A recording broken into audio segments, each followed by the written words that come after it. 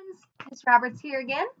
I just want to say thank you to all those that have been listening and contacting me and letting me know how much you like listening to the story with me. It means the world to me, this little bit of connection with all of you. I miss being at Kolb every day and seeing all your smiling faces. So thank you for connecting with me and listening to me read. Today we will be finishing our first book, Dinosaurs Before Dark. And we've gone on a pretty cool journey here with Jack and Annie. We've gotten to find the treehouse, and it took us back to the time of the dinosaurs. We've met the pteranodon and the triceratops and the Tyrannosaurus Rex, which Jack is currently running from. And now, just before we left off yesterday, the pteranodon was gliding overhead, and he was heading towards Jack. So let's see what happens in Chapter 9. Chapter 9, The Amazing Ride. The pteranodon coasted down to the ground. He stared at Jack with his bright, alert eyes. What was Jack supposed to do? Climb on? But I'm too heavy, thought Jack.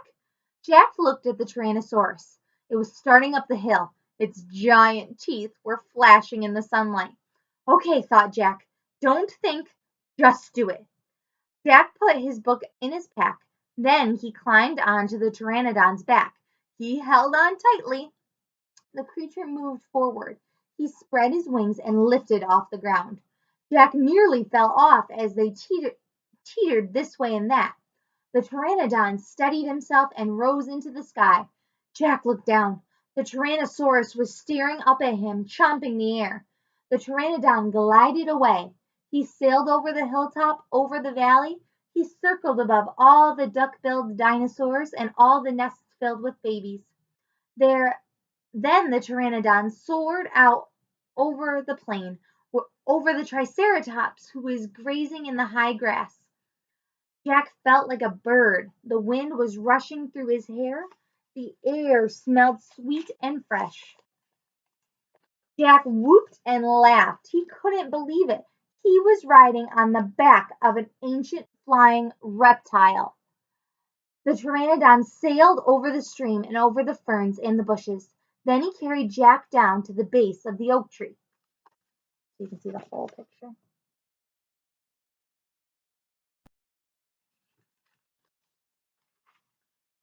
When they came to a stop, Jack slid off the creature's back and landed on the ground. The pteranodon took off again and glided into the sky. Bye, Henry, called Jack. Jack, are you okay? Annie shouted from the treehouse. Jack pushed his glasses into place. He kept staring at the pteranodon. Jack, Annie called. Jack looked up at Annie. He smiled. Thanks for saving my life, he said. That was really fun.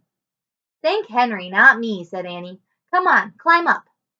Jack tried to stand. His legs were wobbly. He felt a bit dizzy. Hurry, shouted Annie. It's coming. Jack looked around. The Tyrannosaurus was heading straight towards him. Jack bolted up the ladder. He started climbing. Hurry, hurry, screamed Annie. Jack reached the top and scrambled into the treehouse. It's coming towards the tree, Annie cried. The dinosaur slammed against the oak tree. The treehouse shook like a leaf in the wind. Jack and Annie tumbled into the books. Make a wish to go home, cried Annie. We need the book, the Pennsylvania book, said Jack. Where is it?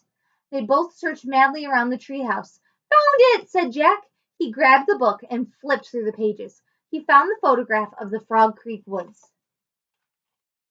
Jack pointed to the picture in the book.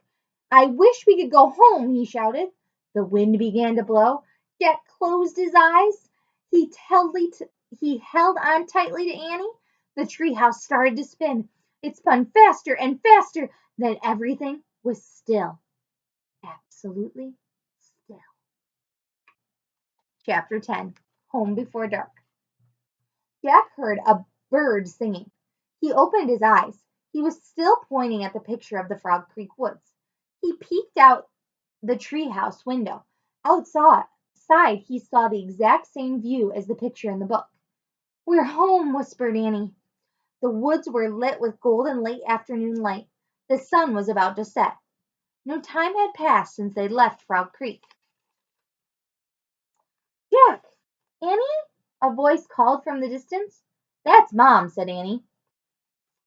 Jack saw their mother far away. She was standing in front of their house. She looked tiny. Annie! Jack! She called.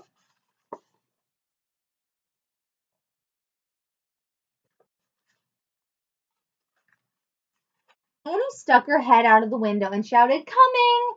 Jack still felt dazed. He just stared at Annie. "What happened to us?" he said.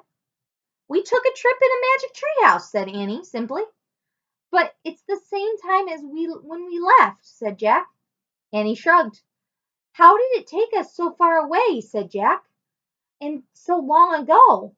"You looked at the picture in the book, and you wished we could go there," said Annie. "And the magic treehouse took us there." "But how?" said Jack. "And who built this magic treehouse? Who put all these books here?" "A magic person, I guess," said Annie. "Oh, look," said Jack. "I almost forgot about this." Jack reached into his pocket and pulled out the gold medallion. "Someone lost this back there," he said, "in the dinosaur land. Look, there's a letter M on it." Annie's eyes got round. "You think M stands for magic person?" she asked. "I don't know," said Jack. "I just know someone went to the place before us." "Jack! Annie!" their mother called again. "Coming!" Annie shouted again. Jack put the golden medallion back in his pocket. He pulled the dinosaur book out of his pack and put it back with all the other books. Then he and Annie took one last look around the treehouse. "Goodbye, house," whispered Annie. Jack slung his backpack over his shoulders. Annie started down the rope ladder. Jack followed. Seconds later they hopped onto the ground and started walking out of the woods. "No one's going to believe our story," said Jack. "So let's not tell anyone," said Annie. "Dad won't believe it," said Jack. "He'll say it was a dream," said Annie. "Mom won't believe it," said Jack. "She'll say it was pretend." "My teacher won't believe it," said Jack. "My teacher won't Oh, I just read that. "My teacher won't believe it," said Jack. "She'll say you're nuts," said Annie. "We'd better not tell anyone," said Jack. "I already said that," said Annie. Jack sighed. "I think I'm starting not to believe it myself," he said.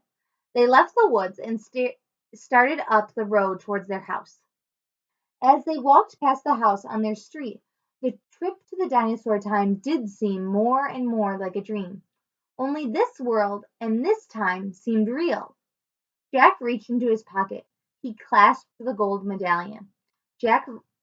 He felt the engraving of the letter M. It made his fingers tingle. Jack laughed. Suddenly he felt very happy. He couldn't explain what had happened today, but he knew for sure that their trip in the magic treehouse had been real. Absolutely real. "Tomorrow," Jack said softly, "we'll go back to the woods." "Of course," said Annie. "And we'll climb up to the treehouse," said Jack. "Of course," said Annie. "And we'll see what happens next," said Jack. "Of course," said Annie. "Race you!" And they took off together, running towards for home.